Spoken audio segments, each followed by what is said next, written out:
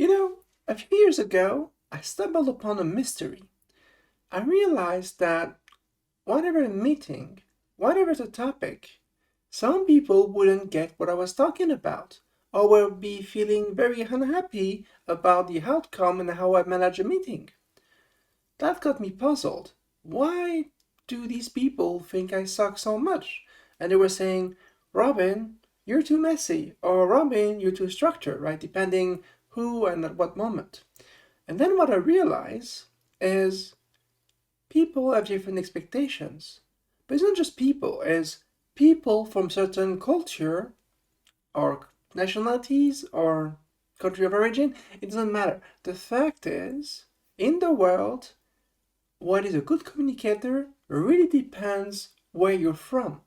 And because people have different expectations.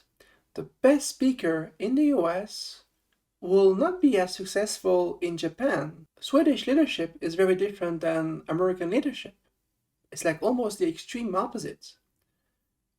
And that's very important for you to understand if you want to be successful in a cross-cultural environment where most studios are, right? So today, if you join a studio that is of a medium size, right, like if you're 100 people, you have maybe dozens or even hundreds of different nationalities, countries, cultures, and that means that is that many people that have different ideas of what good looks like.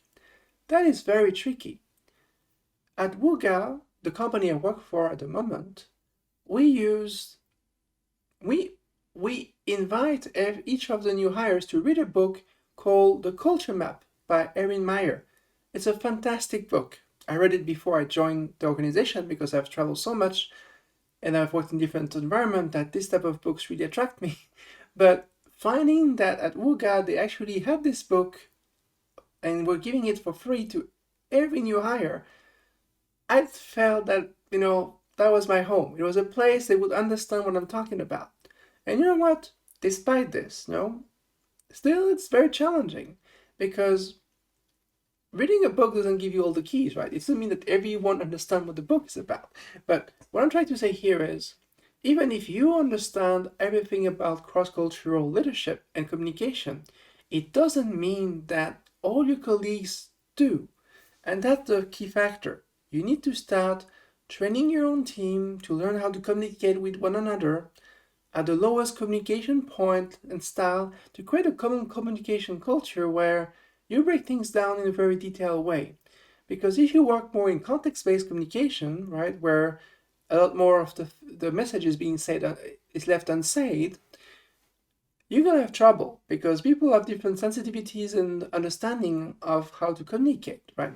A good example is in Japan, right? So the culture and the communication, right, lets a lot of room for interpretation to not offend your partners. In the US, US communication is actually a great example for low-level communication that is so basic. There's not so much subtext and subtle messages. No offense intended, obviously, but it is pretty standard, right? There's less context, less subtleties, the less hidden messages in the communication, which is great for international communication because it kind of creates the low-level communication, close to the metal ways to transmit the message. Anyway, what I'm trying to say here is you need to adapt, and you need to have your own team understanding what it means for them to adapt as well. Because if they don't understand their own biases, they will not, they will be heavily influenced. And you want people to collaborate in the best way possible, meaning they need to be able to adapt with their colleagues. And if you are a leader, right, in any kind of leadership position, and you're moving to a new country, you have to look into how diverse this company is.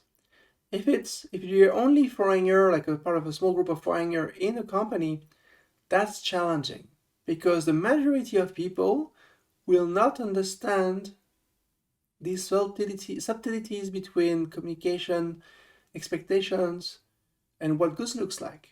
Cross-cultural leadership, a very big and deep topic. I'm really passionate about it because I've myself worked in lived in many different countries. I actually worked in 10 different countries. I welcome your feedback. Please share your own experiences in the comments. It's a deep topic and I would like to cover it in more videos in the future. Thank you, have a great day, and talk to you soon.